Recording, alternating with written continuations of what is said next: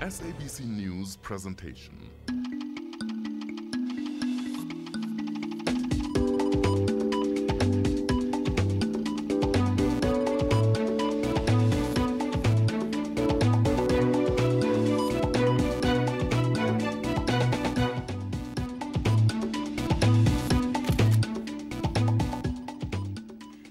Welcome to Interface. My name is Thembisa Mahele and it's great to be back with you this Sunday. Now, Mali may have ended our AFCON dream and we are sad about that, but we hold no grudges. That country is the subject of our discussion tonight on Interface. The recent invasion by Islamist militia in Mali has created uncertainty about the safety and future of the Timbuktu manuscripts. Some call it Timbuktu, some call it Timbuktu. So we'll use these two phrases interchangeably. Experts say these manuscripts are evidence of Africa's contribution to global civilization. Over 2,000 documents were destroyed when the Islamist fighters fled Timbuktu following 10 months of occupation. Kinosi Queenie compiled this report. For centuries, explorers came to the desert Malian city of Timbuktu to experience its mystery. Traders came through to exchange salt for gold and to trade in slaves from as far back as the 5th century. But it was in the 16th century that the trading post became the hub for Islamic scholars, priests and scribes. Timbuktu, with its ancient mosques and burial sites containing the remains of Sufi priests, attracted thousands of explorers and historians. They were looking for information and historical wisdom from the rare Islamic documents dubbed the Timbuktu manuscripts. The priceless documents dating from the 13th century form an encyclopedia of learning on law, science, astrology, politics, history and medicine. Experts say these documents prove that Africa has a written history as old as the European Renaissance, evidence of Africa's contribution to global civilization. The manuscripts are very important for the history of Africa. They show that Africa has contributed to the history of Africa and world civilization. But the recent invasion by the Islamist militia has created uncertainty about the safety and future of the manuscripts. A section of the Ahmed Baba Institute, which contains priceless documents, was torched as the rebels were fleeing from the French and Malian troops. More than 2,000 documents were destroyed. The Ahmed Baba Institute of Higher Islamic Studies was funded by the South African government in 2002. The project was initiated by President Thabo Mbeki following his visit to Mali in 2001. Realizing the importance of protecting and preserving the rare Islamic texts, Mbeki formed a partnership with the Malian government and opened the library in 2009. There's a whole history of the continent that needs to be told to Africans. And I think it's critically important in this global objective of achieving, as I was saying, of achieving this recovery of an African sense of dignity and self-confidence and ability to say we're perfectly capable of bringing about this African Renaissance. The United Nations Educational, Scientific and Cultural Organization, UNESCO, has undertaken to send a delegation to assess the damage. The organization has also called on the international community to help preserve the manuscripts and to rebuild Sufi mausoleums and tombs destroyed by the radical Islamists. Kinosi Queenie, Interface. Our studio guests tonight are Dr. Shahid Mathi, who is a lecturer in Arabic and Islamic Studies at the University of Johannesburg, and Mr. Vusitemba Ndima, who is the Deputy Director General in charge of Heritage in the Department of Arts and Culture. And remember that you can participate in this discussion by SMSing your comments to 33726 or hitting us on Facebook, that is Interface on SABC3, or you can email us interfaceon3@sabc.co.za. Gentlemen, welcome and thank you so much for your time. Good evening. Thank you. Good evening. Dr. Mathi, we all hear the phrase from here to Timbuktu. You know, it's like the furthest point from wherever you are. But this is a very important historical city and it's very significant. Take us through why this city in particular is so important. Timbuktu began as a center of knowledge around about the 16th century, when scholars from all over the Muslim world, to the north of Timbuktu and to the south of Timbuktu, so from Egypt, from Ouagadougou, from further in West Africa. And they came to this city and really they brought their expertise, their knowledge, in addition, of course, to Timbuktu being a center for trade and commerce, you know. And so all that they brought with them and produced scholarship in the authentic Islamic tradition, and of course adding to it their own context.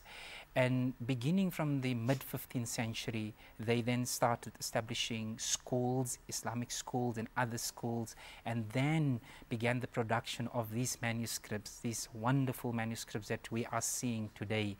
And thus began this intellectual tradition, this written intellectual tradition, I must emphasize. And so from the mid-15th century, we have this continuous production of manuscripts in all fields: Islamic law, traditional medicine, astronomy, astrology, history, political treaties, etc., and many, many more. And this is what I wanted to ask you, that, you know, there's been this panic over these manuscripts that have been destroyed. But what do they contain? What have we lost, if anything? I think it's just important to say that, and we are grateful that most of the manuscripts are safe. Right. The reports that many of the manuscripts were burnt with malicious intent, these reports are uncorroborated, they have not been confirmed, and the people of Timbuktu and Mali safeguard the manuscripts. It's not the first time.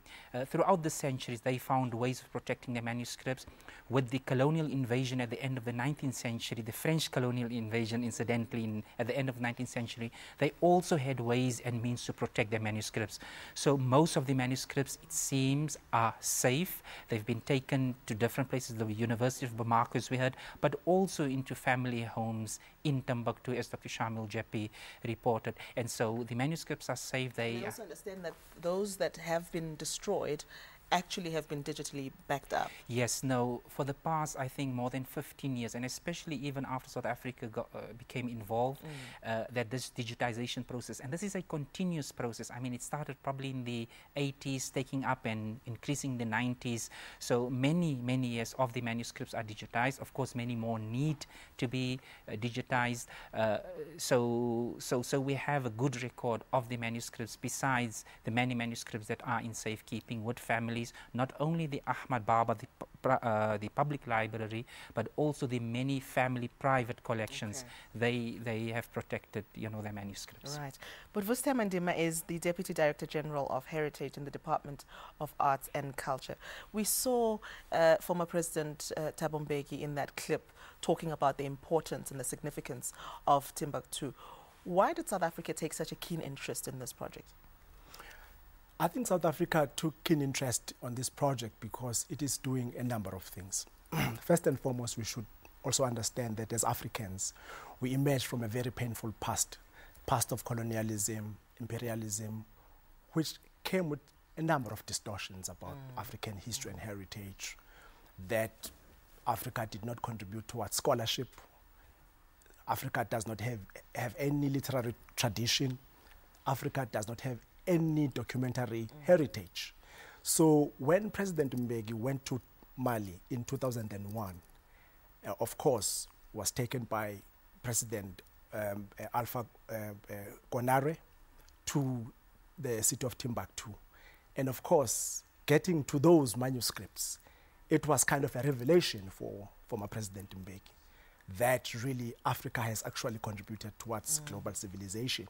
And of course, one of the issues that came up was the fact that the state of conservation of those properties or manuscripts was not good. Even the environment in which they were kept, it was not good. And even knowledge about them was not there. So the idea behind South Africa getting involved here was to first and foremost ensure that these manuscripts are properly conserved for future generations. Right. Also that they are getting proper space for preservation, hence the building of the library. And of course, popularization of those through exhibitions, conferences, so people know that so that people know about such these material. things. Yes. And I wanted us to talk a little bit about, you know, what has been done towards preserving those manuscripts. But we're going to have to do that right after this short break. Remember that if you want to take part in this discussion, 33726, that's our SMS line, and Interface on 3. That's how you find us on Facebook. Interface@sabc.co.za. That's our email address. We're back after this.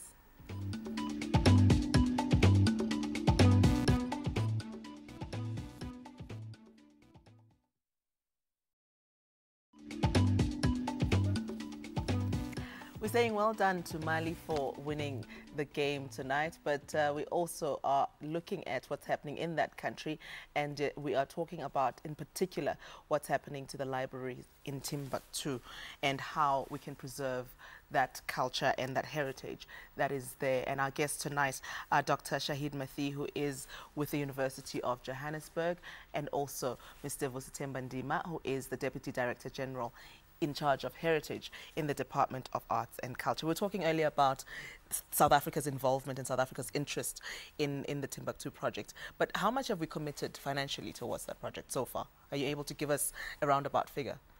Well, I must just say that it's over 50 million rand that was actually committed. And of course, doing a number of things. First and foremost, there was the training of the Malian conservators.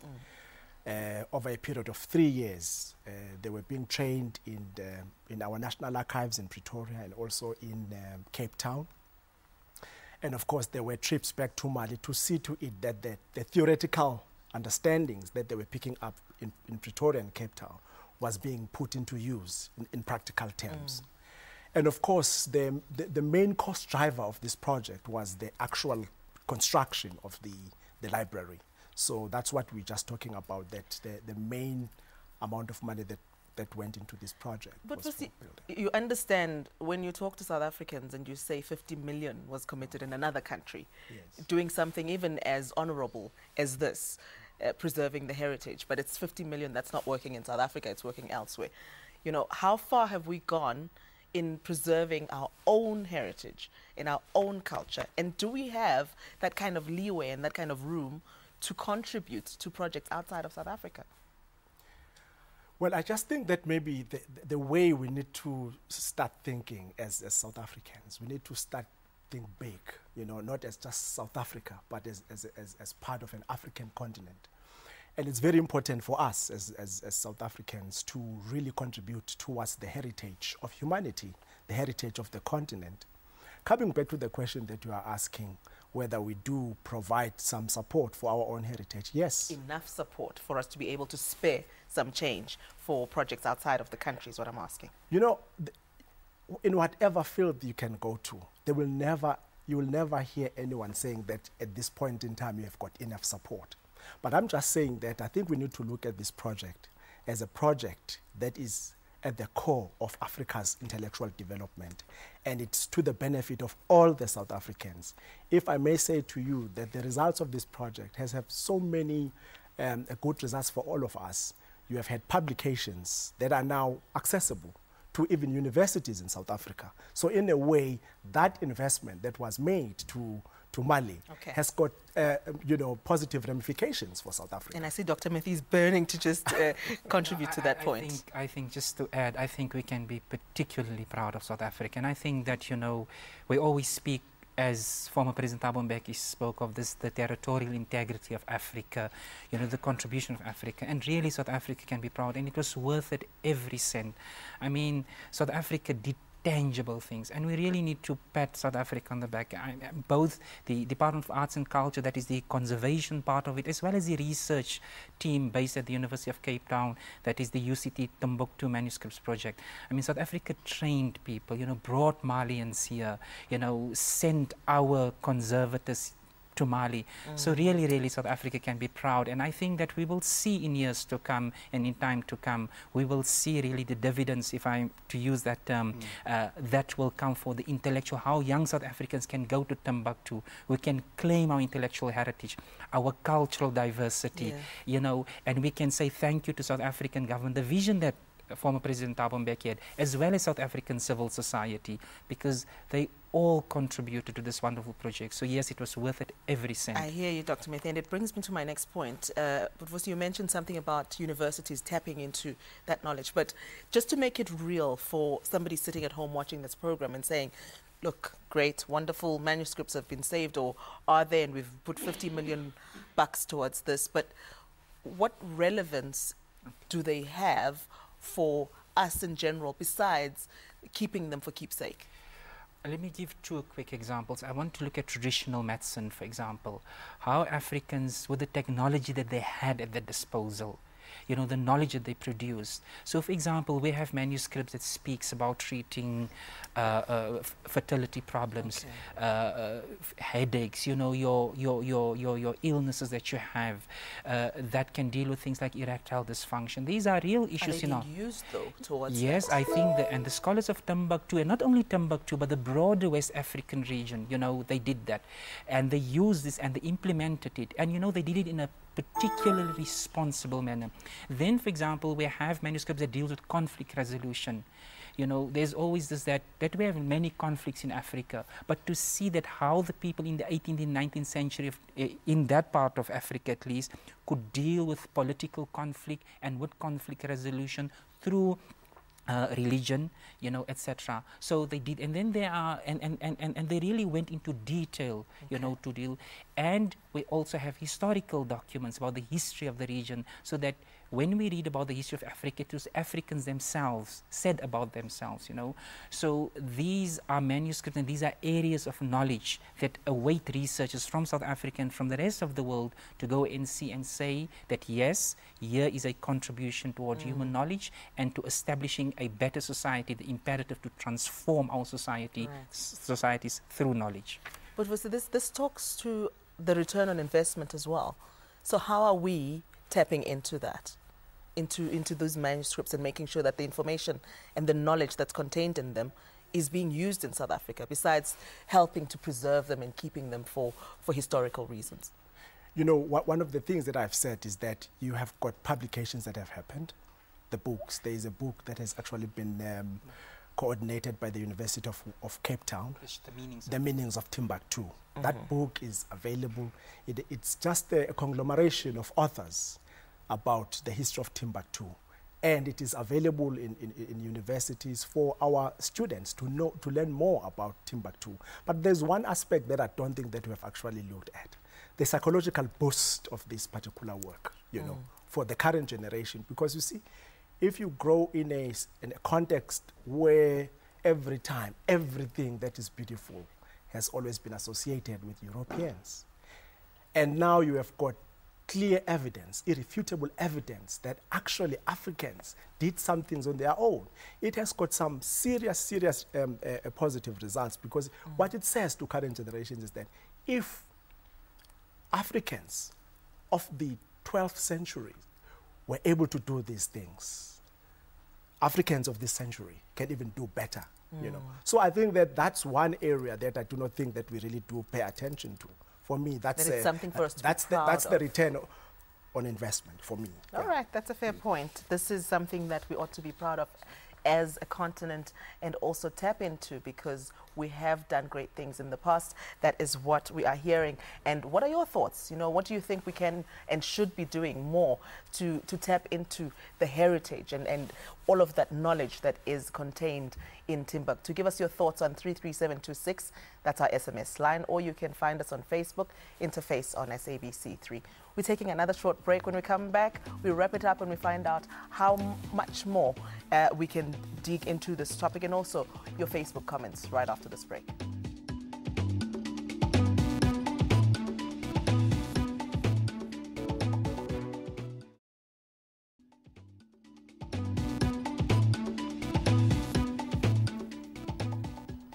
Welcome back. Let's just take a quick look at some of your Facebook comments. Mapenduga Mkhosana says, Timbuktu manuscripts provide an irreplaceable African cultural heritage dating from the 13th century. If destroyed, it would nullify Africa's contribution to global civilization. Wandi Lesibanda says, it is imperative that we as Africans take upon ourselves that those manuscripts are placed safely, preserved, and protect it is a matter of high importance. We owe it to ourselves. Thabo Sikwe says, it is a shame and thousands of steps taken backwards for humanity and for Africa. As an author myself, you can imagine how I feel. It is such a shame. Simpiwe Noko says, it just shows how Africans don't value themselves when it comes to development of the human race. Is that really what this is? You know, is this just an act of crime, or is it significant of a bigger problem within Africa? One manuscript destroyed is one too many. But let me emphasize is that the people of Timbuktu in the region, we should look at the positives of it. The fact that, as I said, the people of Timbuktu always found ways to protect their manuscripts.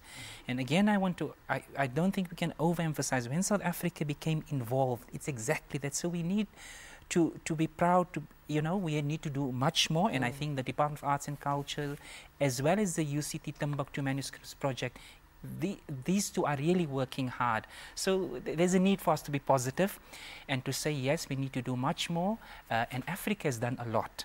And are other countries also involved in preserving this heritage? Yes, I think others are, but I must say not to the extent that South Africa is. And therefore, hopefully, other countries will become involved.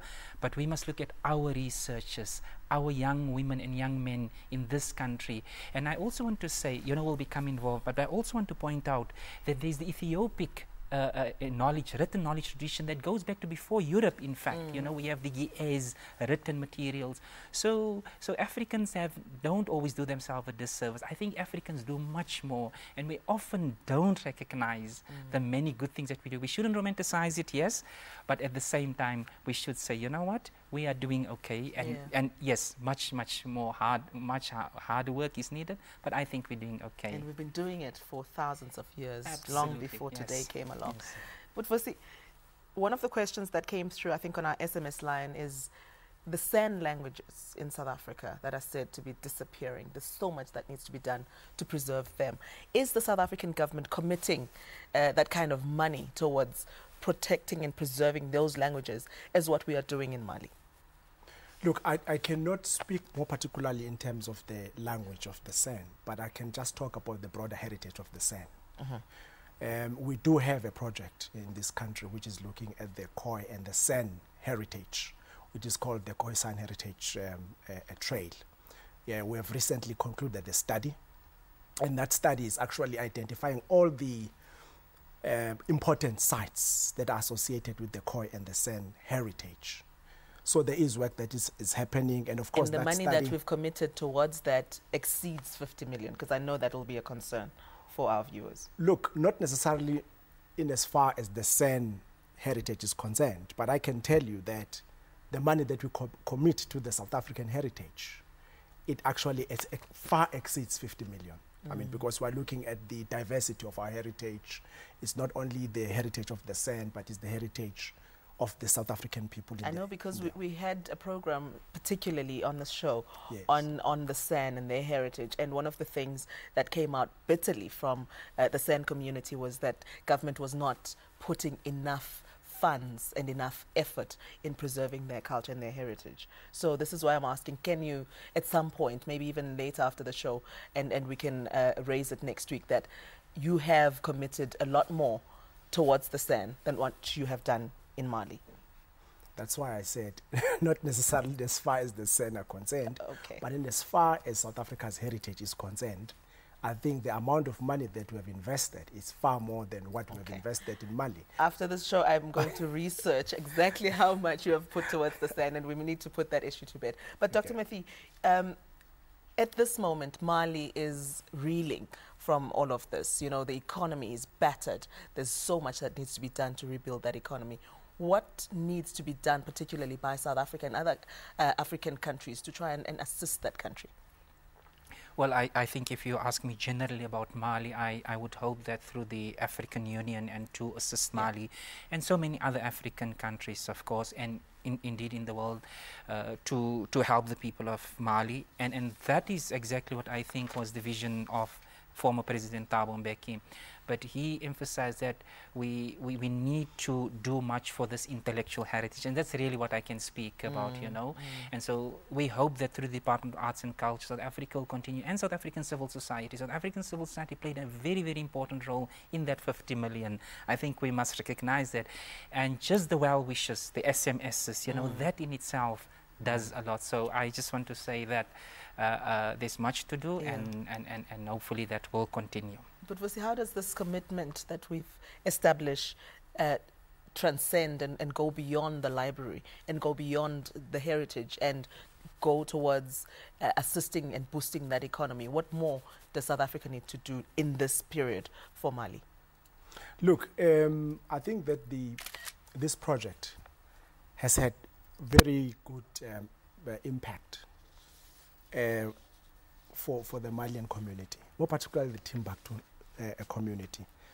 With the restoration of the manuscripts, with the building of the new library or archive, there's been a lot of scholarship, and there's a lot of visitorship to Mali.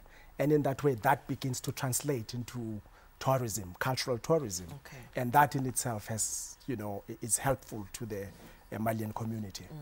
There's so much negativity, you know, that we deal with on a daily basis, and it's such a heartwarming thing to be able to talk about a story that, even though something terrible had happened, it is a good story. It is a good news story in terms of our contribution as Africa towards world heritage and towards culture in this country and beyond. Thank you so much to my guests for having joined us. Thank you, gentlemen, for coming through to talk about this issue. And don't hold any grudges against Mali. Do support them in the AFCON, even though they did end our dream. Thank you so much for joining us. Good night. Thank you.